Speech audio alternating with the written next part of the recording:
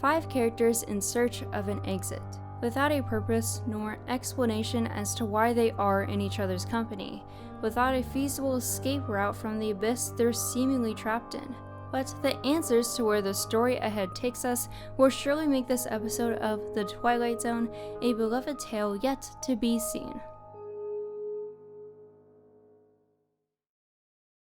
Playing along the title from a 1921 stage drama titled 6 Characters in Search of an Author, this episode does explain its own synopsis without explanation, but that's what makes the unfolding of the twist so riveting, especially under the direction of Lamont Johnson, who will also direct 7 other Twilight Zones. Inside the setting in question, we have the persistent and focus-oriented Army Major, played by William Wyndham, the witty and whimsy clown, played by Murray Matheson, the soft-spoken and open-minded ballerina, played by Susan Harrison, the optimistic and kind homeless man, played by Kelton Garwood, and the sensible and in-the-moment bagpiper, played by Clark Allen. Initially, the Army Major, who we're introduced to, is trying to find any way to escape while the other 4 had previously attempted and settled in their own contentment. But with the Major's determination, they eventually join in, and the questioning of who and where they are reaches new heights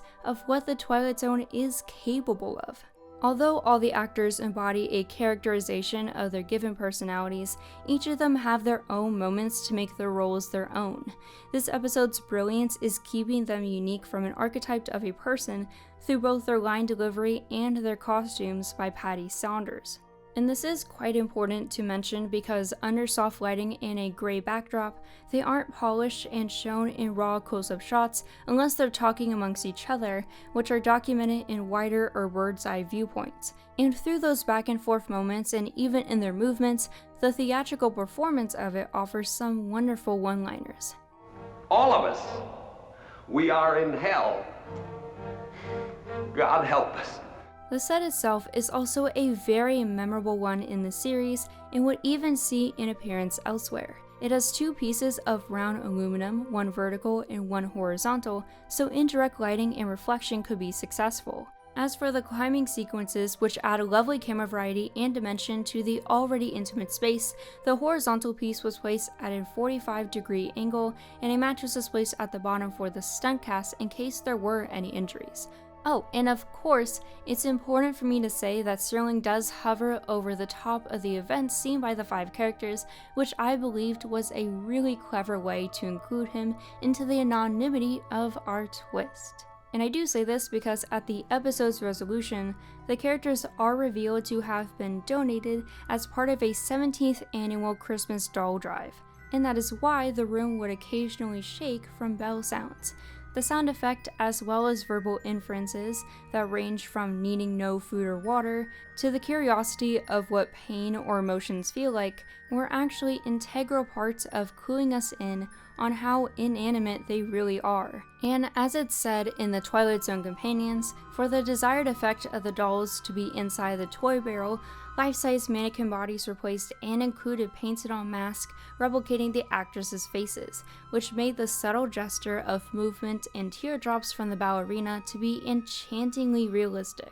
5 Characters in Search of an Exit is wrapped with a bow of perfection when it comes to its execution, and I don't just say that because it's one of the few Christmas-related episodes on the series. The story gives you enough to figure out where the characters could be, and was a marvelous feat in making a tightly established set become a playground for creativity, and one that I loved for its themes of purpose and existentialism through material belongings. Especially as I was growing up, I remembered having fond memories of my own toy/collectibles coming alive and building these loving friendships with these imaginary friends that both molded my childhood and my love for being creative all through my life. I know that this episode does offer influence for a few other episodes of media after its release, and for me, the Toy Story franchise really stuck out for how it also handled inanimate objects with a variety of voices and personalities, wanting to be loved and being on the same page for a common cause.